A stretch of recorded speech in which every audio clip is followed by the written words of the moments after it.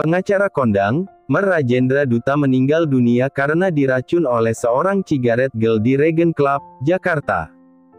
Diduga karena cinta segitiga. Kenrick mengernyit. Kedua manik tajamnya menatap nyalang layar televisi di depannya yang menampilkan sosok yang ia kenal sedang memberikan sebuah pernyataan kepada awak media yang menanyakan perihal kasus yang menimpa pengacara kondang Rajendra Duta dan menjadikan wanita itu sebagai tersangka. Roselyn Tanjung. Sahabat Raina. Bagaimana mungkin? Kau tahu siapa dia? Vanessa bertanya lagi dengan cemberut. Perempuan itu sahabat Raina. Kau bahkan tahu siapa saja sahabat wanita itu. Tapi kau tidak pernah tahu siapa saja temanku. Merasa emosi kembali datang saat mengingat istri Kenrick, Vanessa duduk dan melipat tangan di bawah dada. Kau benar-benar memposisikan dia sebagai istrimu dan aku hanya simpananmu, ya. Vanessa menautkan kedua alisnya, merasa heran ketika menatap Kenrick yang langsung meloncat turun dari ranjang. Wanita itu lalu memotong ucapannya tentang Raina lalu bertanya dengan penuh penasaran, kau mau pergi? Kenapa tiba-tiba? Kenrick yang bergerak menuju walk-in closet untuk segera mengenakan jaket hitamnya, menatap sang kekasih lalu menggeleng pelan, aku harus segera kembali ke Jakarta, Vanessa. Ada pembunuhan di kantor kita. Aku harus segera menyelesaikannya sebelum berita ini semakin menyebar dan klub kita tutup karena semua pelanggan merasa ketakutan dengan standar keamanan klub yang buruk. Setengah berlari Kenrick mengambil ponsel di atas nakas. Ekspresinya yang begitu lembut pada Vanessa tiba-tiba menyeramkan. Aura marah tampak melekat di sana membuat Vanessa bertanya-tanya apakah ada yang salah dengan dirinya. Kau mau pergi? Apa karena kau marah padaku? Kenrick mendekati ranjang lalu mencondongkan tubuh untuk menyentuh pipi Vanessa. Sudah aku katakan berulang kali, Vanessa. Ada pembunuhan di klub kita. Aku harus segera kembali ke Indonesia. Kau bisa tinggal di sini atau memilih untuk ikut pergi bersamaku. Itu pun jika kau mau. Setelah mengatakan hal itu, Kenrick kembali berdiri tegap. Pria itu langsung mengambil langkah lebar meninggalkan Vanessa yang ingin mencegah karena cemburu setiap kali Kenrick bersama Raina. Ken, tunggu. Aku ikut. Sementara itu, Raina berdiri menatap lampu jalanan dan gedung yang mulai tampak seperti bintang dari jendela kamarnya. Beberapa jam yang lalu Kenrick menelponnya. Pria itu akan pulang secepatnya ke Jakarta. Kenrick memintanya menanti dari siang tadi, dan hingga malam menyambut, pria itu tidak kunjung datang. Sungguh, ia capek. Beberapa saat yang lalu, ia bahkan sempat tertidur di sudut sofa karena lelah menanti, sekaligus menahan lapar yang mendera. Makanan yang ia buat untuk Kenrick sama sekali tidak disentuhnya karena takut pria itu akan datang tiba-tiba, dan makanan telah tandas, masuk ke dalam perutnya yang keroncongan. Jadilah seharian ini, Raina hanya diam di kamar menunggu suaminya yang tidak kunjung datang. Sesekali tidur, atau mengisi perutnya yang lapar dengan air putih, lalu memandang bintang yang tercipta dari gedung-gedung dan jalanan di kota Jakarta, berharap dengan begitu rasa kesal di dadanya sedikit terobati. Dia tahu, dia hanya menjadi yang kedua bagi pria itu, apalagi Kenrick dengan tenangnya mengatakan akan membawa Vanessa bersamanya. Tapi tidak seperti ini juga. Dibiarkan menanti berjam-jam tanpa kepastian. Benar-benar pria sialan. Raina berusaha menahan sekuat tenaga, tapi akhirnya jatuh juga. Memandang bintang dari cahaya lampu di luar sana ternyata sama sekali tidak mengurangi kesedihannya. Ia lalu berjalan keluar kamar kemudian duduk meringkuk di sofa balkon di depan kamarnya. Senyum sedikit tersungging kala ia menatap bulan di langit, dan dia ingat akan sang mama. Satu-satunya perempuan yang mungkin bersalah di masa lalu, tapi tetap saja ia rindukan. Kira-kira sang mama sedang apa sekarang? Apakah mama akan menepati janjinya untuk berusaha sehat kembali? Dan mereka akan berkumpul lagi. Mama.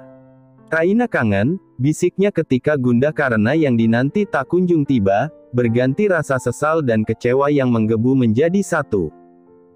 Andai ia punya banyak harta sedari dulu, ia tidak mungkin menjual dirinya seperti ini.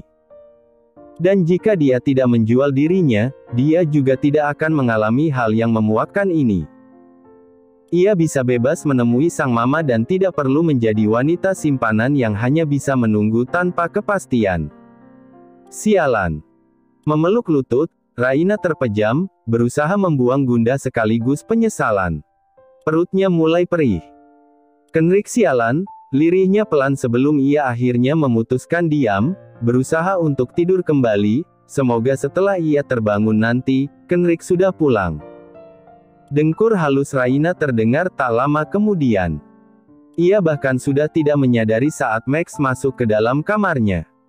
Pria itu hanya berdiri di samping sofa sambil menatap Raina intens. Wajah tampan blasteran itu tersenyum setiap menemukan kerutan dalam wajah cantik yang ia perhatikan. Tertidur saja wanita ini masih berpikir keras. Benar-benar menggemaskan. Max berdecak, sebenarnya apa sih yang ada di dalam kepala wanita itu? Gumaman wanita itu terdengar seolah tahu ia sedang dibicarakan. Max tersenyum lembut, bangun, nyonya. Anda bahkan belum makan sejak pagi tadi. Raina mengerjap, perlahan membuka matanya lalu melirik pria tampan di sebelahnya. Maaf aku ketiduran, Max. Anda menunggu, Merkenrik. Ya. Max hanya mengulas senyum. Tidak menyangka Raina akan sepolos itu. Menunggu suaminya seharian. Padahal yang ia tahu, penerbangan dari Los Angeles ke Jakarta memakan waktu hampir 24 jam. Saya akan meminta koki untuk memasakkannya untuk Anda. Tidak. Tidak perlu. Aku sudah masak tadi pagi. Max terkekeh geli, Anda tahu, Merkenrik pukul berapa sampai ke Jakarta? Tidak. Aku tidak pernah naik pesawat. Perjalanan Merkenrik paling cepat sampai di Jakarta besok sore, nyonya. Jadwal landing pesawatnya pukul 3 sore. Raina membelalakkan matanya sesaat saja sebelum ia ciptakan senyuman kaku di wajahnya. Merasa percuma dia sudah menunggu begitu lama. Lalu, untuk apa dia menunggu seharian ini? Dikiranya Los Angeles, Jakarta, sama dengan Bandung, Jakarta. Oh, aku tidak tahu itu. Anda tidak bertanya pada Merkenrik. Apa di pesawat boleh menggunakan ponselnya? Raina balik bertanya. Max terkekeh pelan, sekarang teknologi sudah semakin canggih, nyonya. Anda bisa berkomunikasi bebas dengan Tuan meskipun beliau sedang berada di pesawat. Aku bahkan baru tahu itu, Max. Max, pria dengan rambut coklat gelap yang sebagian ia ikat di belakang itu duduk di bingkai jendela kamar sedang kaki menjuntai hingga ke lantai. Tersenyum pada sosok wanita yang menatapnya tanpa jeda. Bagaimana kalau kita mempersiapkan kedatangan Tuan mulai sekarang?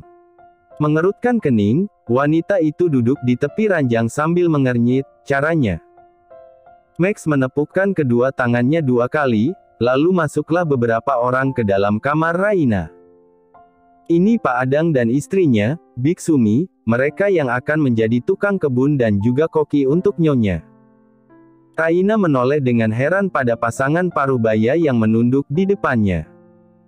Tampak laki-laki beruban dengan kaos bergambar partai dan celana pendeknya. Sedangkan istrinya, wanita itu memakai gelungan berbentuk bakso besar yang menempel di belakang kepala. Kami siap melayani, nyonya. Belum sempat Raina berpikir apa maksud dari ini semua, Max kembali menyela. Dan ini Disa. Dia yang akan jadi asisten pribadi Anda. Max menunjukkan sosok gadis cantik berkulit sebening kristal yang berdiri tidak jauh dari sepasang suami istri itu. Astaga. Bahkan asistennya saja lebih cantik daripada majikannya. Bersidekap, Raina menatap semua orang yang ada di kamarnya. Merasa tidak mengerti dengan apa yang mereka rencanakan tanpa sepengetahuannya. Apa-apaan? Bukankah Kenrik sudah mempunyai koki dan tukang kebun? Dan asisten pribadi? Bukankah dia sudah punya Max? Apa maksudnya ini? Raut Raina mendadak kelam. Menarik napas dalam, Max selalu menghembuskannya dengan perlahan. Mengumpulkan keberanian untuk mengutarakan pada majikannya. Merkenrik meminta Anda untuk pindah rumah, Nyonya. Pindah rumah. Max berdeham, ya. Karena Nona Vanessa ingin tinggal di sini dan tidak ingin melihat Anda. Apa? Maaf Nyonya. Saya hanya diminta Nona Vanessa untuk mempersiapkan rumah untuk Anda di pinggiran kota. Raina meremas ujung bajunya. Hal yang tidak pernah ia sangka dalam hidup, menjadi istri yang digulingkan madunya lalu diasingkan ke dalam istana megah yang letaknya jauh dari pusat kota. Sialan. Benar-benar sialan. Mengalah tidak berarti kalah. Katakanlah Raina mengalah karena telah memilih pergi dari mansion sang suami dan memilih tinggal di rumah megah yang letaknya jauh dari pusat kota yang sudah disiapkan sang suami untuknya hanya untuk menuruti keinginan kekasihnya yang tidak sudi bertemu dengan Raina. Tapi dia juga tidak semenderita itu. Tak lama setelah dirinya pindah, pengacara Kenrick datang untuk mengurus pernak-pernik kepemilikan rumah. Sertifikat rumah megah ini sudah berganti menjadi namanya, mutlak, tanpa syarat apapun. Membuatnya bersyukur telah diasingkan, karena dengan begini dia jadi punya aset setelah ditinggalkan.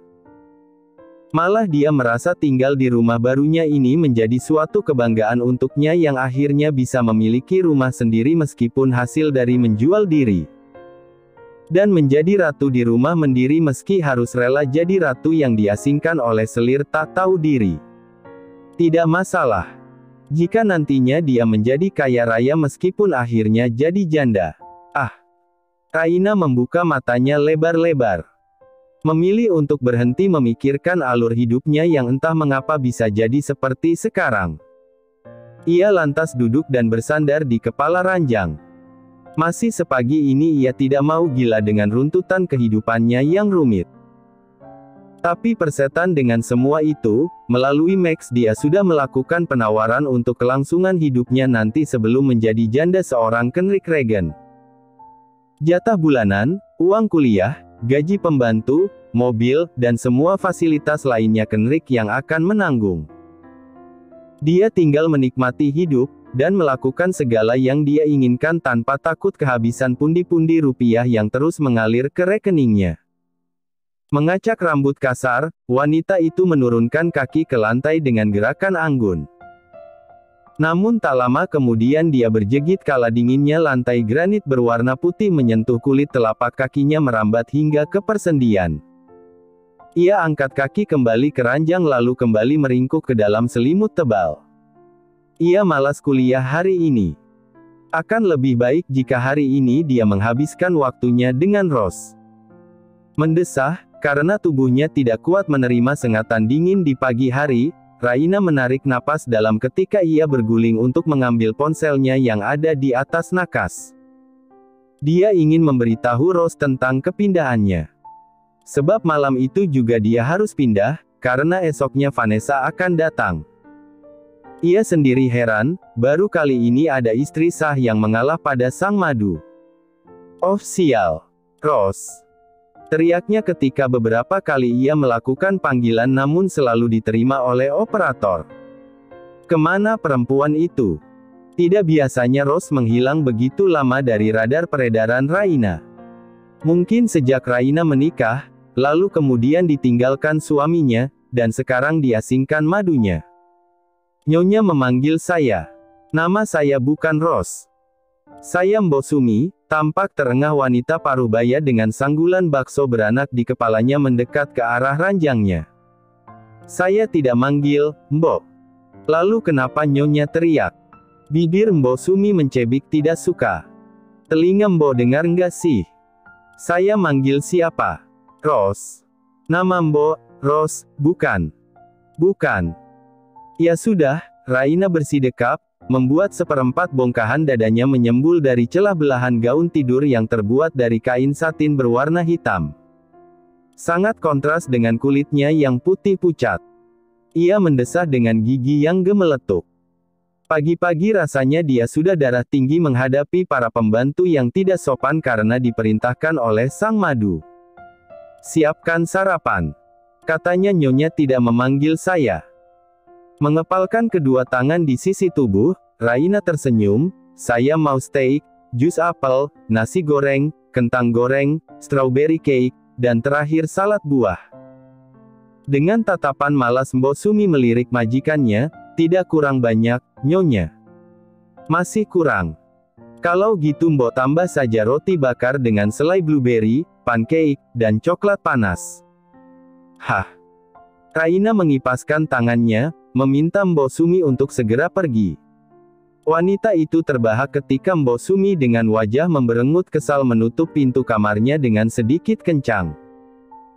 Biarlah si Madu membuatnya kesal dengan pembantu pilihannya, dia juga bisa membuat mereka menyerah dengan semua kelakuannya. Mulai sekarang, Raina bertekad, dia tidak akan menyerah. Persetan dengan mereka semua, yang ia butuhkan hanyalah transferan rupiah yang terus masuk ke rekeningnya dari Kenrik sang suami yang akan ia jadikan sebagai ATM berjalan. Anda terlihat cantik dengan riasan ini, Miss. Vanessa menatap cermin dengan malas, memandangi sosok wanita cantik yang berbalas memandangnya. Asistennya benar, riasan tipis dengan nuansa natural ini memang sangat cocok dengan dirinya. Sangat senada dengan rambut coklat keemasannya yang isanggul dengan tambahan aksen kepangan yang cantik. Indah dan muda seperti bunga yang baru merekah. Mirip gadis belasan tahun yang baru saja beranjak dewasa. Sialan. Tangan Vanessa gemetar ketika menyentuh meja, menatap ponselnya yang sudah berhenti bergetar, tanda seseorang sudah berhenti menghubunginya. Lord Arthur Regan. Apa benar pria yang sudah mati bisa mengirimkan pesan atau bahkan bisa menerornya sedemikian rupa? Bodoh. Tentu saja tidak. Mungkin saja itu pria iseng yang hanya menginginkan hartanya. Harta yang ia kuasai dari keluarga Regan. Saya berani bertaruh, Tuan Damian pasti akan tergila-gila pada Anda, suara Nancy, asistennya kembali membuyarkan lamunannya. Vanessa tersenyum miring, menggeleng pelan. Ia bahkan sudah tidak mempedulikan Damian, suaminya. Ia hanya teringat akan Kenrik yang bahkan tidak sudi berbicara dengannya ketika pria itu tahu dia sudah mengasingkan Raina melalui Max, orang kepercayaannya. Iya, dia yang mengasingkan Raina, bukan Kenrik. Dia yang memberikan kompensasi rumah mewah itu kepada istri kekasihnya, bukan Kenrik. Vanessa berharap, wanita itu meninggalkan Kenrik. Ia juga berharap Damian meninggalkannya, hingga pada akhirnya dirinya dan Kenrik bisa menikah dan hidup bahagia. Aku malah berharap Damian tidak menatapku, lirih Vanessa. Nancy terkekeh, itu hal yang nyaris mustahil, Miss. Ucapan itu membuat Vanessa resah. Ia benar-benar berharap pernikahannya tidak berjalan lancar. Ia akan menyelesaikan masalahnya hari ini juga. Damian menyusulnya tepat 1 jam setelah keberangkatannya bersama Kenrik ke Jakarta. Dasar pria brengsek. Dia tidak mencintai Damian. Bagaimana mungkin dia mencintai seorang pria yang hanya menjadi benalu baginya? Parasit. Benar-benar parasit. Mungkin jika dia memang tidak bisa menceraikan Damian, dia bisa membuat Damian menceraikannya. Barangkali dengan membagi sedikit dari hartanya dia bisa membujuk pria itu untuk meninggalkannya. Itu pun jika benalu itu tidak menekannya dan membuat permintaan-permintaan tidak masuk akal soal pembagian harta yang sudah Roger dan dirinya peroleh dengan susah payah. Ah, kenapa orang tua seperti Lord Arthur Regan membuat surat wasiat yang menyusahkan keturunannya, sih? Meskipun dia sama sekali tidak memiliki aliran darah Regan, tapi sekarang Vanessa lah yang mengelola seluruh harta kekayaan keluarga Regan dan menjadi pewaris utama sebelum pewaris yang sesungguhnya ditemukan. Vanessa sudah menyelidiki keluarga Chandradinata. Keluarga itu sebenarnya memiliki seorang putri dari pernikahan kedua Tony. Tapi semenjak Tony bercerai dengan Safira, istri keduanya, Safira dan putrinya seolah menghilang dari jangkauan orang-orangnya. Menghela napas panjang, Vanessa meraih ponselnya mengingat ia belum menghubungi Kenrik sekalipun hari ini. Meski berada di kota yang sama dan sudah mengungsikan istri sah pria itu, dia belum berani tampil di hadapan publik hanya berdua dengan Kenrick. Mungkin dia hanya bisa menjadi penyusup di mansion pria itu, setelah mengganti semua pembantu dengan semua orangnya. Vanessa baru mengetikkan nama Kenrick di ponselnya ketika pintu kamarnya diketuk sebelum kemudian terbuka menampilkan perempuan dengan seragam pelayan yang langsung membungkuk kepadanya. "Tuan Damian sudah menunggu Anda, Miss," ucap pelayan itu sopan. Bibir Vanessa melengkung masam, ia hendak mengabaikan pelayan itu ketika tiba-tiba saja ponselnya kembali bergetar. Lord Arthur Regan calling.